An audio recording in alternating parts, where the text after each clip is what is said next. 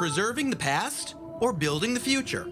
This question bothers many in the Holy Land. One place may be a perfect example of this dilemma: the village of Me'ila in the northern Galilee. This area has history which goes back to the Neolithic period, but is mostly known for its role in the Jerusalem kingdom of the Crusader era during the 12th century CE.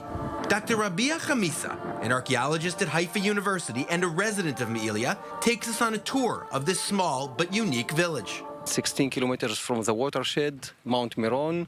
It's about 8 kilometers from the natural borders with Lebanon, and about 9 kilometers from the Shaghur Mountains, which separates between Lower Galilee and Upper Galilee, which means that it's exactly in the center of Galilee. And in terms of elevation, it's the same.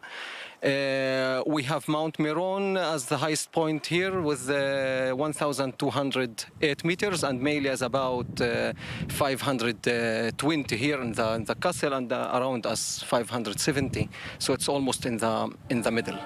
The main monument here is the so-called King's Castle, associated with King Baldwin III, who ruled the Kingdom of Jerusalem from 1143 to 1163 CE.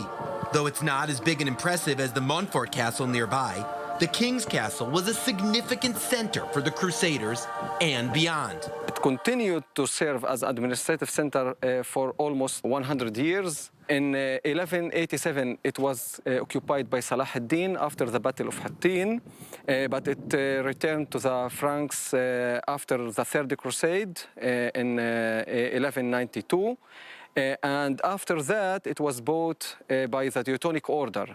The King's Castle, as well as other sites in Me'ila, was not fully excavated by authorities and became neglected and deserted. But some residents of the village decided to take action and began independent excavation and preservation.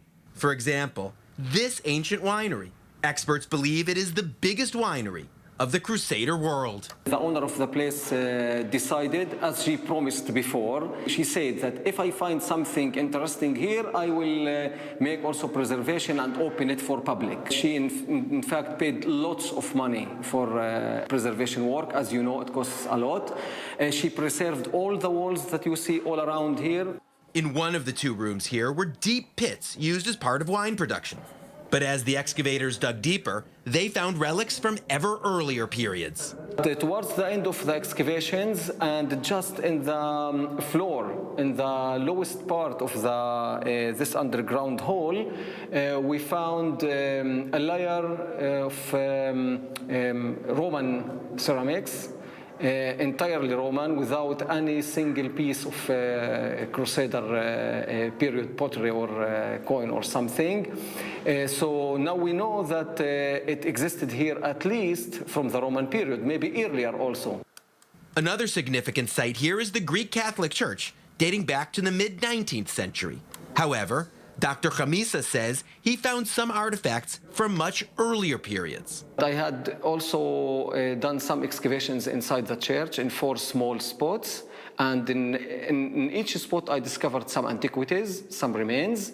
The majority are from the Byzantine period. I found also pottery from earlier periods, but architecture, a nice well-built channel and some walls, part of a floor dated to the Byzantine period.